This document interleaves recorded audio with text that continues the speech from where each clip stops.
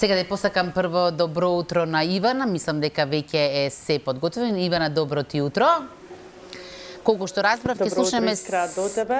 Ќе разбереме се околу подготовките, како точно да се подготвиме и кои се обичаите за празниците, така? Така, Искра. Добро утро и до сите гледачи кои што ова утро го започнуваат со програмата на Алфа телевизија. Најнапред да го честитам и денешниот празник, Свети Наум Охридски. Ние ова утро ве поздравуваме од црквата на Богородица, каде што токму во моментов се одржува и свештена литургија по повод овој празник. Православните христијани во земјава утре го славаат Бадник, ден пред рождеството Христово, Божиќ. За тоа како треба да се подготвиме, односно како правилно се чествува, што вели христијанството за овие празници кои што се едни од најголемите празници во христијанската религија. Ова утро ќе разговараме со отец Спасе за многу години денешниот ден. Отец Спасе. За многу години, добро. Поздрав до студиото и сите гледачи на телевизија Алфа. Отец Спасе, утре христијаните, верниците го прославуваат Бадник, но на Бадник му престои и предходно 40-дневен пост. Што представува најнапред постот и како се подготвуваат верниците за овој празник? Значи, нашата православна вера е многу едноставна. Пост, молитва, правење добри дела, ширење љубов, Бог е љубов и ние како христијани треба да шириме љубов околу нас. Исповед за гревовите, обидување да не ги повторуваме и нормално соединување со телото и крвта Христови, која ни се нуди на секоја литургија. Ако се го погледнете православниот календар, ќе забележите дека во годината има повеќе денови во пост, отколку што се мрси. Значи имаме 4 повеќе дневни пости, среда и петок и одредени денови како денот пред Богојавление, воздвижењето на честниот крвство, отсекувањето на главата на Свети Јован Крстител, во било кој ден да се паднат предвиден пост. Значи, како што спомнав, речите повеќе денови во годината се со пост, отколку во мрсење. Зошто е тоа така?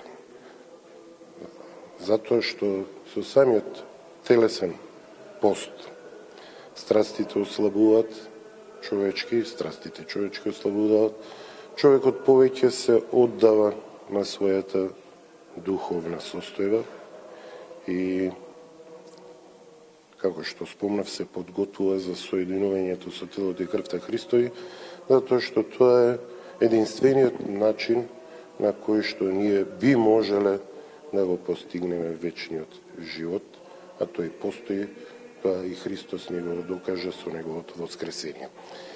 Но овој Божиќен пост претходи 40-дневен пост.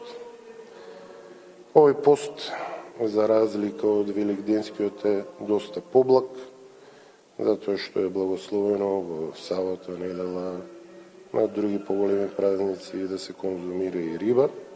Еве, конкретно овој пост немаше ни 10 дена без масло. А самото тоа покажува дека всушност во православната црква воскресението Христово е најголем празник, односно празник над празниците, затоа што и Великденскиот пост е великиот пост е многу подолг, една недела и повеќе подолг од Божичниот и е доста построг. Ние пред 10 дена бевме сведоци на помпезното прославување на Крисмас, како што го викаат по Западот, од страна на римокатолиците и протестантите.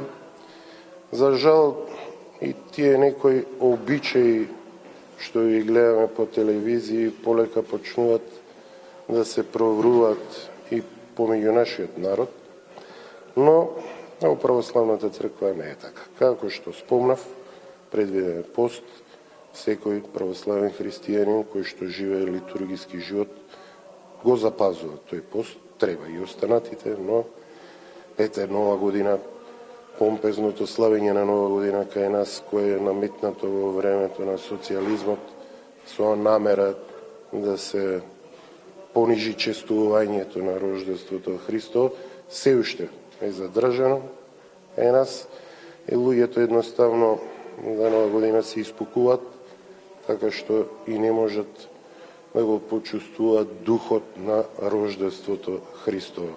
А верувајте ми, она семејство кое што целиот пост го поминало во пост, како што треба, се собере на бадник на скромна вечера и наредното утро дојде на Света Божествена литургија и се причести со телото и крвта Христова, многу на потторжествен и порадосен начин го доживуваат рождеството Христово или Божиќе. Спомнавте бадник утре, сигурно по телевизиите па и по вашата ќе има многу емисии од некои домаќинки како се подготвуваат за бадник. Знаете, кај нас во Македонија во секој село различен адет и обичај, но треба да се знае дека бадник, ако се падне во текот на неделата од понеделник до петок, не е благословено ни со масло да се јаде, а ако се падне во сабота и недела, како што е случајов со оваа година, е благословено само масло. Значи, Христос толку се понижи од љубов кон човечкиот род, прими, како Бог, прими човечко тело преку Пресвета Богородица на чудесен начин, за да може да делува меѓу луѓето и да не го покаже патот кон спасението и се роди во јасли. Значи, поскромно, понизно не може да се случи. И затоа и ние, во знак на неговото понизно раѓење, треба и што поскромно тие гозби да ги скратиме малку во време на Божичниот пост, па и на бадник, да се причестиме со телото и крвта Христови на рождеството Христово, на Божиќ, потоа може цело семејство да се собереме на богат ручек, благословен од Бога. Што друго ви? Да, обично бадникова постна трпеза, па домаќинките нели гледаат се што постно нели да се извади на трпезата, но еве според религијата и според црквата тоа е погрешно. Многу поскромно да биде, токму таа причина, затоа што наредниот ден треба подготвени да одиме на литургија и да се причестиме со телото.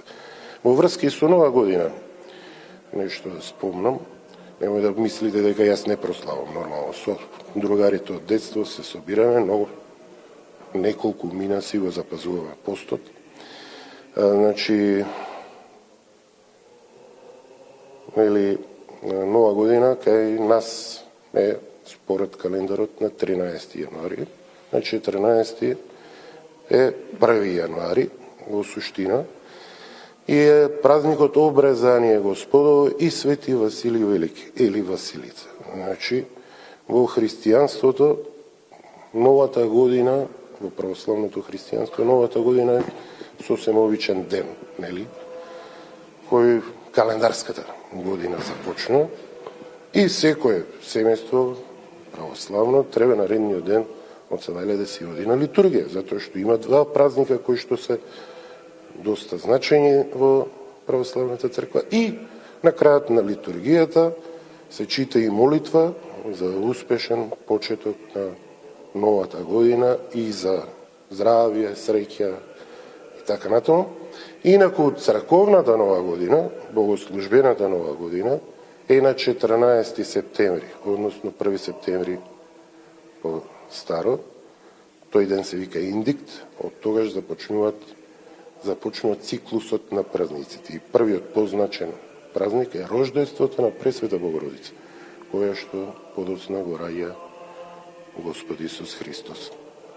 Отец, па се вечерва во очи бадника, што би се кажало, се палат и оние традиционални бадникарски или коледарски огнови. Македонската православна црква со години наназад е против тие бадникарски или коледарски огнови, каде што се служи нели и алкохол, како застанува еве кој е вашиот став во врска со ова прашање и кој е вашиот еве совет до сите христијани? Тој обичај започна некаде почетокот на 90-тите години. И конкретно 90-тите се разви доста, речиси во секое мало, се собира луѓето. Еве конкретно јас во Драчево живеам.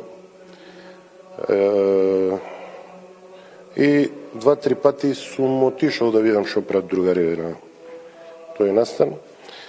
Сето тоа нема врска со црквата. Значи, тоа народот си се собира за пијанка, за јадачка, бидејќи е ладно, палат оген, па трошат пари дрва да купат, ако нема дрва палат гуми, па дополнително загадување на воздухот.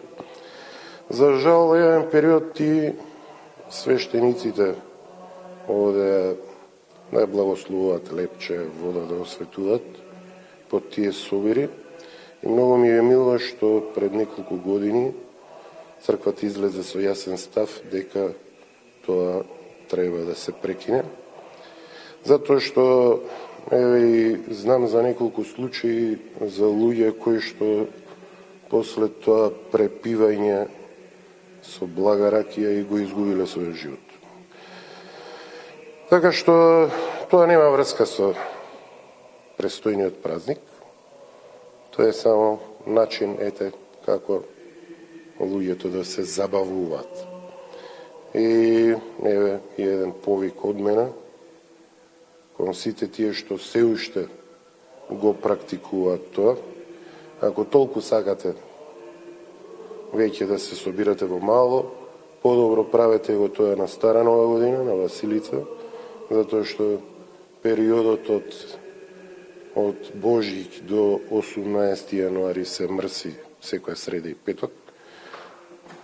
Така што и душите да не си ги ставате во грев поради нарушување на постот, а и по-логично би било да се прослави Нова година на таков начин, отколку 2 дена пред Божич, кога е, како што спомнав, и пост.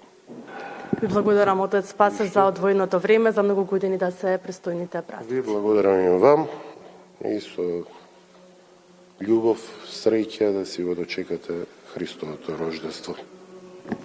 Така, на Божик, 7 јануари, христијаните се поздравуваат со Христос се роди, вистина се роди, големиот христијански празник кој што ги сплотува семејството и религијата, да бидеме добри секогаш, како што е добар Бог, секого и секогаш, секаде и со секого да правиме само добри и убави дела и секако да имаме мир во душата. Ти благодарам, Ива, на тебе, благодарам и на твојот соговорник, да добивме и, може се каже, совети и препораки како правилно да ги поминеме овие денови на кои што сите им се радуваме.